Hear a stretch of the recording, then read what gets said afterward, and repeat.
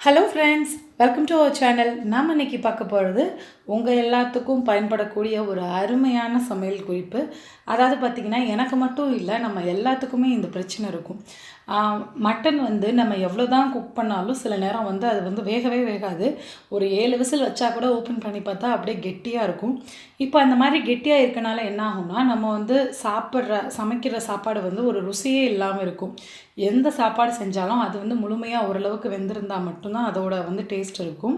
So இன்றைக்கி மட்டனை நம்ம குயிக்காக வீட்டில் இருக்க ஒரு 3 பொருளை வச்சு அதை எப்படி குயிக்காக வேக வைக்கிறது தான் பார்க்க போகிறோம். அந்த 3 பொருள் என்னென்னு பார்த்தீங்கன்னா, முதல்ல மட்டனை நல்லா கழுவிட்டு, நீங்கள் எப்பயும் போல் எப்படி கழுவுவீங்களோ அந்த மாதிரி கழுவி நல்லா ஒரு பெரிய பவுலில் போட்டுக்கோங்க. அந்த பாத்திரத்தில் 3 டேபிள் ஸ்பூன் நல்ல கெட்டியான தயிர், 1 டேபிள் ஸ்பூன் இஞ்சி பூண்டு விழுது, ஒரு எலுமிச்சம்பழத்தில் பாதி அளவு எலுமிச்சம்பழம் எடுத்து அதோட ஜூஸ் ஊற்றுங்க. எலுமிச்சம்பழம் இருக்கிறவங்க எலுமிச்சம்பழம் போடுங்க. ஒருவேளை வினிகர் வச்சுருக்கவங்க ஒரு ஹாஃப் டேபிள் ஸ்பூன் அளவு வினிகர் போட்டுக்கோங்க.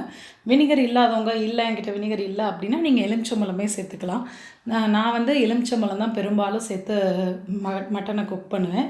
இந்த 3 பொருளும் போட்டு ஒரு அரை மணி நேரம் மேரினேட் பண்ணி வச்சுருந்தீங்கன்னா, அதாவது எப்போயுமே மத்தியான சமையலுக்கு காலையிலே மட்டன் வாங்கிடுவோம். மட்டன் வந்தோடனே நீங்கள் க்ளீன் பண்ணிவிட்டு இந்த மாதிரி நல்லா மசாலா, அதாவது தயிர், இஞ்சி பூண்டு விழுது, எலுமிச்சம்பழ சாறு, இது 3 போட்டு மேரினேட் பண்ணிவிட்டு நீங்கள் ஒரு 1/2 அன் ஹவர் கழிச்சு, அதாவது ஒரு 1/2 அன் ஹவர் வேண்டாம், ஒரு 1/4 மணி நேரம் ஊறிச்சுன்னா கூட உங்களுக்கு மட்டன் சூப்பராக குக் ஆகும்.